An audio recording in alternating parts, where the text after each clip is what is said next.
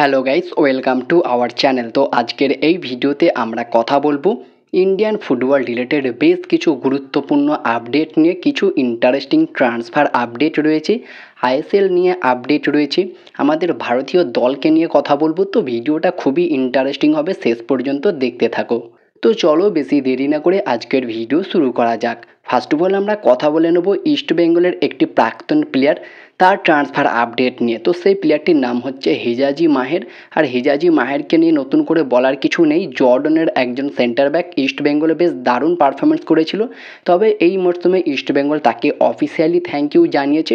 আর তিনি কিন্তু ইস্ট বেঙ্গল ছাড়ার পর তার নিজের দেশেরই একটি ক্লাব মানে জর্ডনের একটি ফার্স্ট ডিভিশন ক্লাবে যোগ দিয়েছেন, আর সেটা অফিসিয়ালি অ্যানাউন্সমেন্ট হয়ে গিয়েছে, অফিসিয়ালি কনফার্ম করে নিয়েছে এই সাইনিংটা।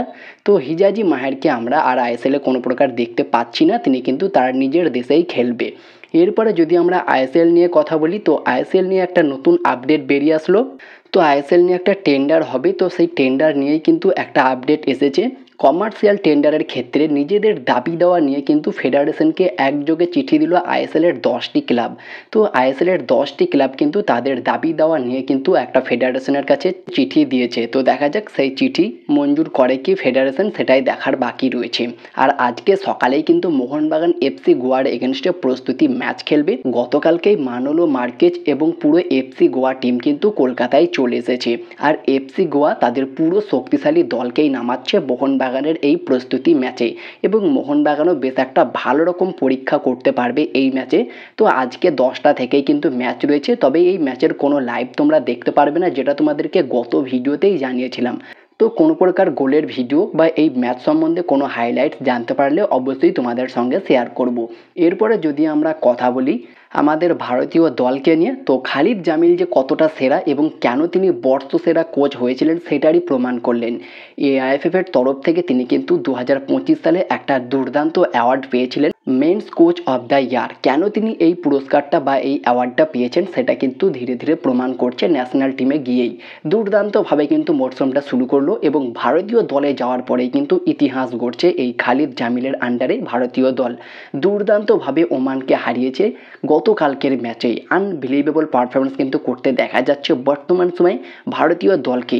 হার না মানা মানসিকতা কিন্তু খালিদ জামিলের আন্ডারে এই ভারতীয় দলকে আমরা দেখতে পাচ্ছি, যেটা গত কয়েক বছরে আমরা দেখতে পাইনি। স্টিফেন কনস্ট্যান্টাইনের পর কিন্তু ইগোর স্টিম্যাচ দায়িত্ব নিয়েছিল, আর তার আন্ডারে কিন্তু কোনো প্রকার ভালো ফল আমরা দেখতে পাইনি, বা পরে মানলো মার্কেজের আন্ডারেও সেরকম ভালো দেখতে পাইনি। তবে খালিদ জামিলের আন্ডারে কিন্তু আনবিলিভেবল, যেখানে উদান্তা সিং কিন্তু গোল করে সমতায় ফেরায় এবং পেনাল্টি শুট আউটে গিয়ে ভারত জয়লাভ করে ওমানের এগেনস্টে। একটা দুর্দান্ত ঐতিহাসিক জয়, একটা ইতিহাস গড়ল বলতে পারো। তবে এই ম্যাচে ক্রেডিট অবশ্যই দিতে হবে খালিদ জামিলকে। উদান্তা সিং এবং গুরপ্রীত সিং সান্ধু তার সেভেই কিন্তু জয়টা এলো। তবে আনোয়ার আলী এবং উদান্তা সিং দুজনেই কিন্তু পেনাল্টি মিস করে। যেই উদান্তা গোল করে ম্যাচে সমতায় ফেরালেন, তিনিই কিন্তু পেনাল্টি মিস করলেন। সেই গোলটা করে দিলে কিন্তু আর গুরপ্রীত সিং সান্ধুর সেভ করা লাগতো না। তো যাই হোক, গুরপ্রীত সিং সান্ধু তার জাদু দেখিয়েছেন, তিনি যে কতটা ফিট এবং আরও একবার তিনি যে ব্যাক করতে প্রস্তুত, ভারতীয় জার্সিতে মাঠ কাঁপাতে প্রস্তুত, সেটা কিন্তু ধীরে ধীরে প্রমাণ করছে খালিদ জামিল আসার পরেই। তো ভারতীয় দলের পারফরমেন্স খালিদ জামিলের আন্ডারে কেমন লাগছে সেটা তোমরা কমেন্টে জানিও। এরপরে আমরা যদি কর্নার সেলসকে নিয়ে কথা বলি, তো এই কর্নার সেলসকে নিয়ে বর্তমানে বেশ কিছু রিমোট বেরোচ্ছে। তবে বর্তমানে যে কনফার্ম শেষ আপডেটটা তোমাদেরকে জানাবো, এই কর্নার সেলস যিনি একজন স্কটল্যান্ডের অ্যাটাকিং মিডফিল্ডার, তার আইএসএলে আসার সম্ভাবনা ধীরে ধীরে কমছে। আর তার একটাই কারণ আইএসএলের অনিশ্চয়তা। তো সম্ভবত তিনি অন্য কোনো ক্লাবে মুভ করতে পারে, তবে আইএসএলের 3টে ক্লাবের অফার তার কাছে রয়েছে, যার ফলে তিনি এখনও পর্যন্ত ওয়েট করছে আইএসএল নিয়ে কী কনফার্মেশন আসে এবং তারপরেই তিনি সই করবে। যদি অন্য কোনো ক্লাবে সই করে দেয় সেক্ষেত্রে কিন্তু সমস্যা হবে। আর বর্তমানে তিনি পুরোপুরি ফ্রি এজেন্ট রয়েছে, যার ফলে তার সাইনিংটাও সহজ হয়ে যাবে যে কোনো আইএসএল ক্লাবের জন্য।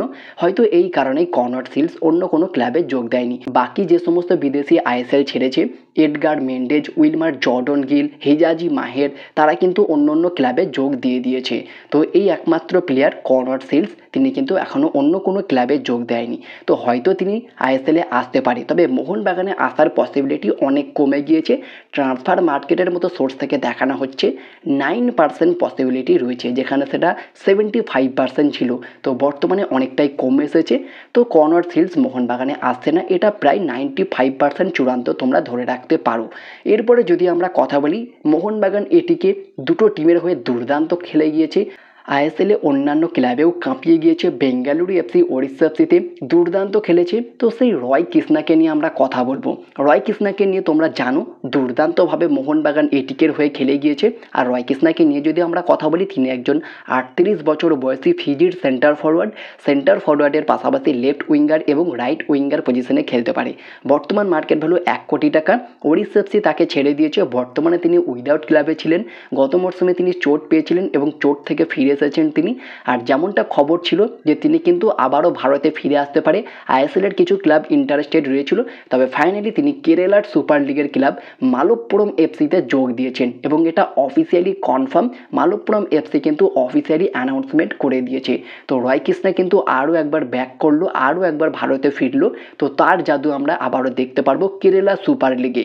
তো রয় কৃষ্ণা কিন্তু এবার মাঠ কাঁপাবে কেরালা সুপার লিগে মালপ্পুরম এফসিতে। তো রয় কৃষ্ণা ভারতে ফেরায় তোমরা কতটা খুশি সেটা কমেন্টে জানিও। তো এই ছিল আজকের ভিডিওটি ভালো লাগলে লাইক শেয়ার কমেন্ট করে দিও।